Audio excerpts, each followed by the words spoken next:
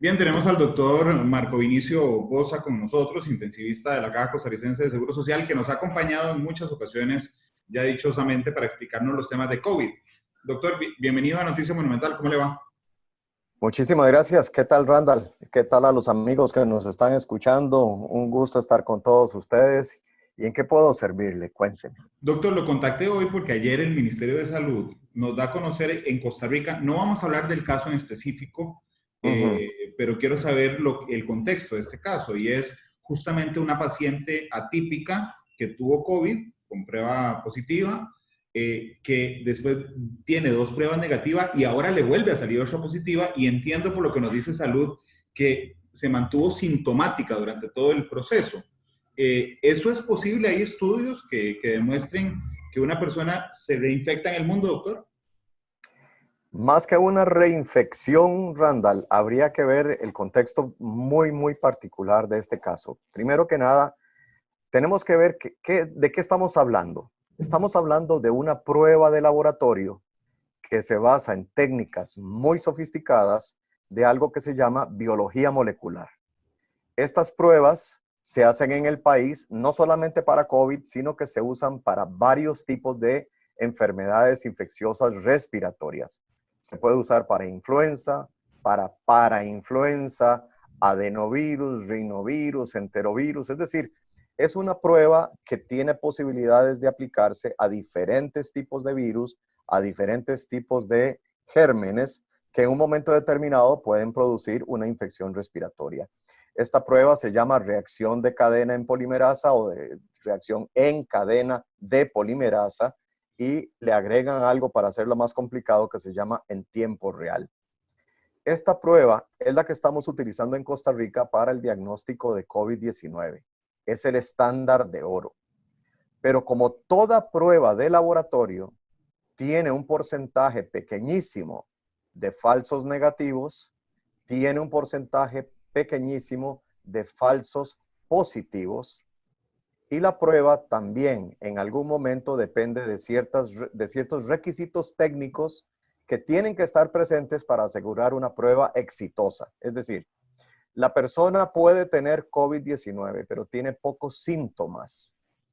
Y al tener pocos síntomas, tiene poco moco o poca flema, pocas secreciones en las vías aéreas superiores, en nariz, en garganta.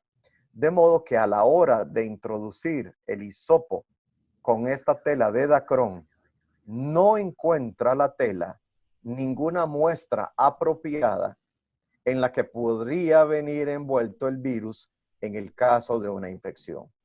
Entonces, incluso en una persona que tiene el virus, pero que está asintomática, podría ser complicado el diagnóstico en vías respiratorias,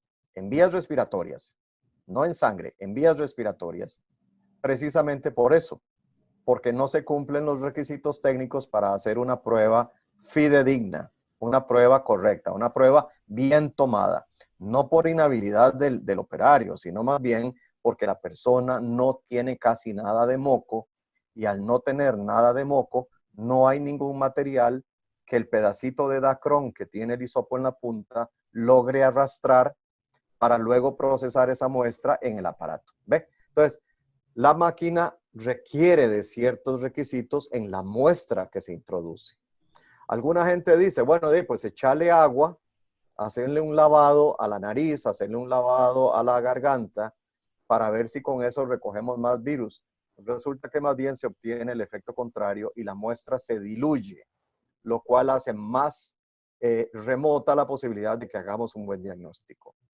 Eso número uno. Número dos, en todas las infecciones respiratorias que se testean con PCR, con esta prueba específica, pueden haber falsos negativos y pueden haber falsos positivos. Eso es algo histórico, eso no es algo propio de COVID. Siempre ha sucedido y siempre sucederá por diferentes razones.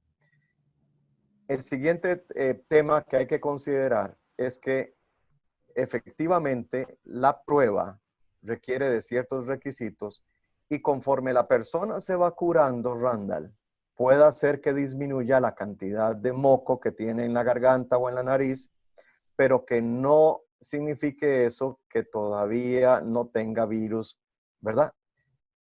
Tenemos que pensar en dónde está el virus, Randall. El virus está en la...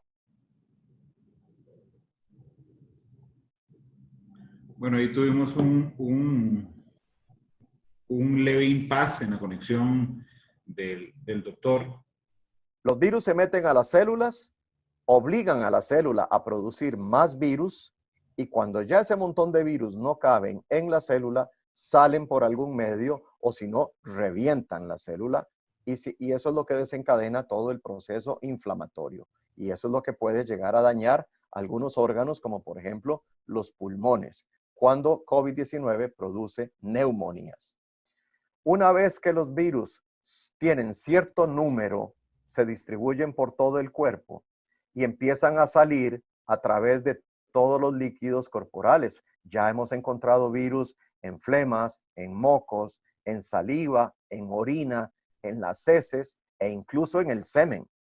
Es decir, el virus se distribuye por todo el cuerpo. Entonces, los señores del laboratorio, los microbiólogos expertos en biología molecular, lo que hacen es que van a introducir un hisopo que tiene una tela de dacrón dentro de la nariz de ambos lados, y lo va a dirigir hasta el puro fondo de la nariz en una parte donde se comunica con la garganta que se llama nasofaringe.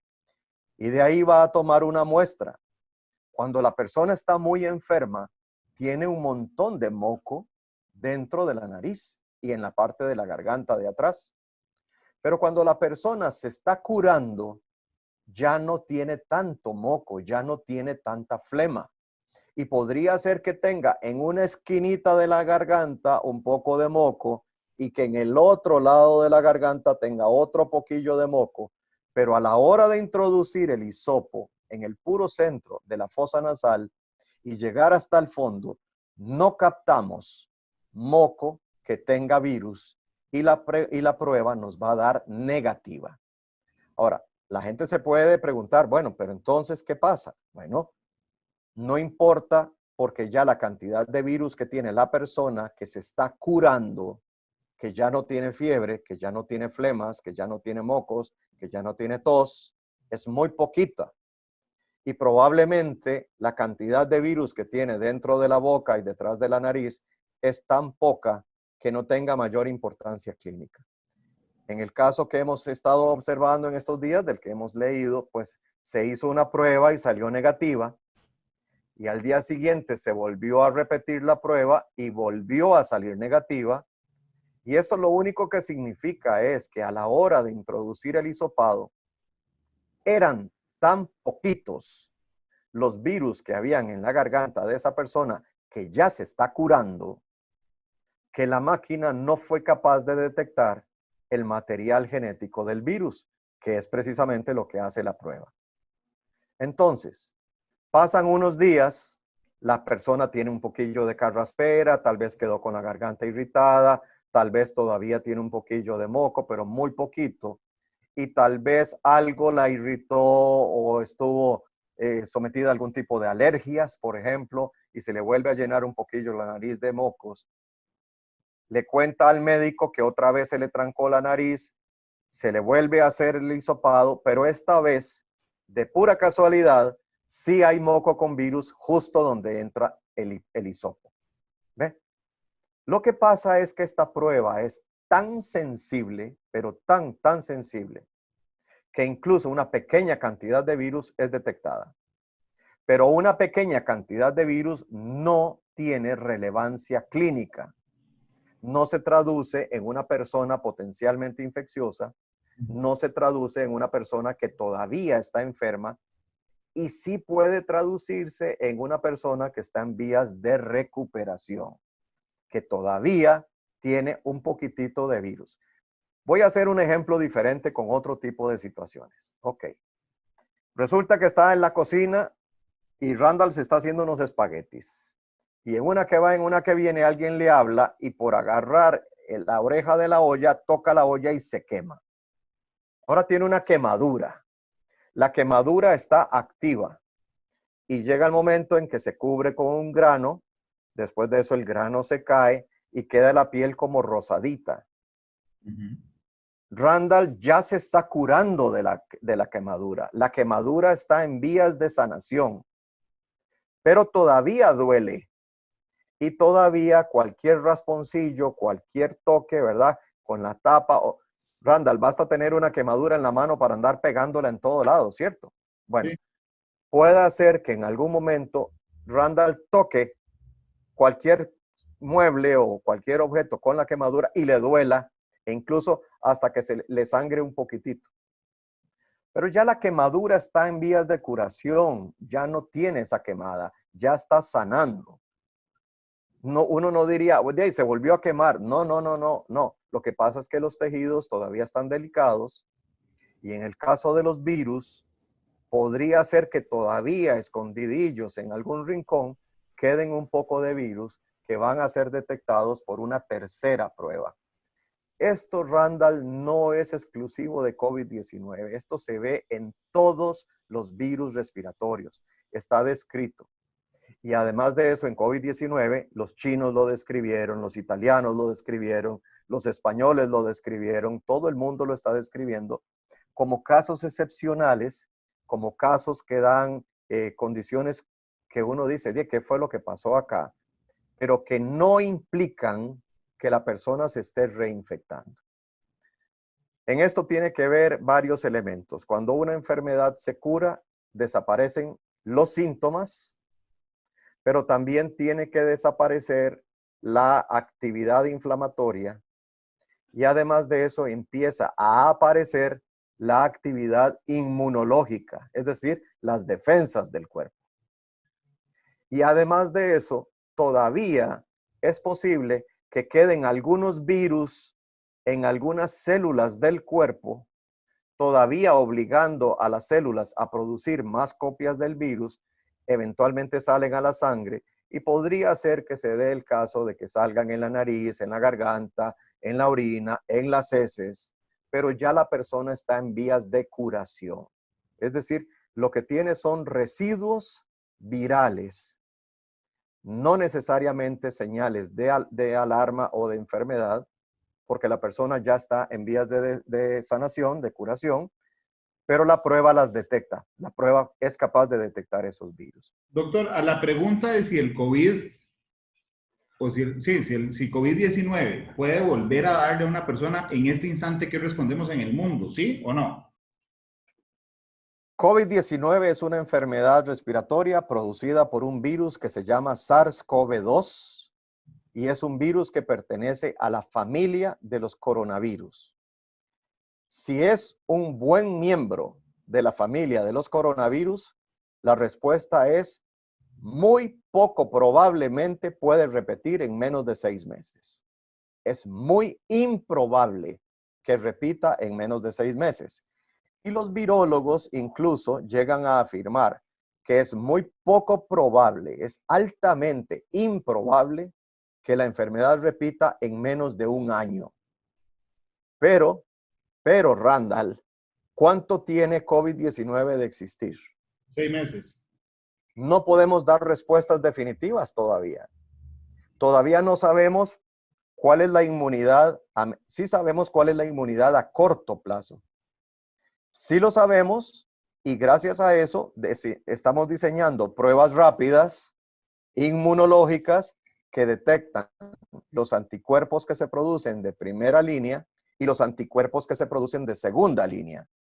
Los primeros se llaman IgM, los segundos se llaman IgG, y son estas pruebas que han estado utilizando en Alemania, por ejemplo, en los semáforos, en donde le piden a la persona una gotita de sangre como con el aparatillo que mide el azúcar. Puede detectar anticuerpos y la persona puede saber si aquel individuo ha estado o no en contacto con la enfermedad y si tiene o no anticuerpos en ese momento. Bueno, ya eso lo sabemos. Sabemos que el virus produce anticuerpos a corto plazo. Sabemos que el virus produce anticuerpos a mediano plazo. Pero todavía no sabemos si hay anticuerpos a largo plazo, porque nadie sobre la faz de la Tierra ha tenido anticuerpos contra el coronavirus nuevo por más de 6 meses. Entonces, vos me preguntás, ¿y a los 9 meses todavía tendrá inmunidad? No sé. Esa es la respuesta más honesta. Claro. No sé. Ahora, desde una perspectiva teórica, ¿es posible que los tenga? Sí. ¿Es posible que al año todavía tenga anticuerpos? Sí. ¿Es posible, teniendo anticuerpos, reinfectarse? No, es muy poco probable. Si después de un año el nivel de anticuerpos cae, ¿yo me puedo volver a enfermar de COVID el año entrante? Claro que sí, claro que sí. Y tenemos un ejemplo que no es un coronavirus, que es la influenza. Claro. Randall, si a usted le dio sarampión, no, yo no creo que a usted le haya dado sarampión de carajillo, a usted lo deben haber vacunado. Sí, a mí me vacunaron, me dio varicela, si le sirve el ejemplo. Bueno, vea, ahí está. ¿Cuántas veces en la vida le va a dar varicela? Una. Una. ¿Cuántas veces en la vida le puede dar gripe? Gripe común, La común, un montón de veces. un montón de veces. La varicela desarrolla una inmunidad que dura toda la vida. La gripe desarrolla una inmunidad que dura 1 mes, 2 meses, pero no más. Y por eso es que entonces hay que vacunarse contra la influenza todos los años, porque la inmunidad contra la influenza dura menos de 1 año. Entonces hay que repetir la vacuna, hay que estarse vacunando contra la influenza todos los años. Pero si ya te dio la varicela, Randall, nunca más te va a volver a dar la varicela. Nunca más. Como todo en la vida, hay casos excepcionales. En medicina decimos, nunca digas nunca, porque resulta que no falta el cabezón que decide tener 2 veces varicela. Pero eso es rarísimo. Ese es un chayote de 5 kilos. Eso es algo rarísimo, rarísimo. Doctor, Bueno, le agradezco muchísimo que nos haya dado esta explicación. Yo, por supuesto, estoy acostumbrado a conversar más con usted en matices más largo. claro que sí. Hoy es en el noticiero, pero le agradezco mucho. Estamos a la orden. Que se sepa, Randall, que es posible y es una cosa ya muy común, conocida por el mundo entero, que después de una prueba de COVID negativa vuelva a aparecer una prueba positiva. Pero esto hay que manejarlo con muchísima prudencia y no significa que la persona esté infectada de nuevo. Significa que todavía hay restos virales en el cuerpo de esa persona y nada más. Así que prudencia en la evaluación de los resultados del laboratorio.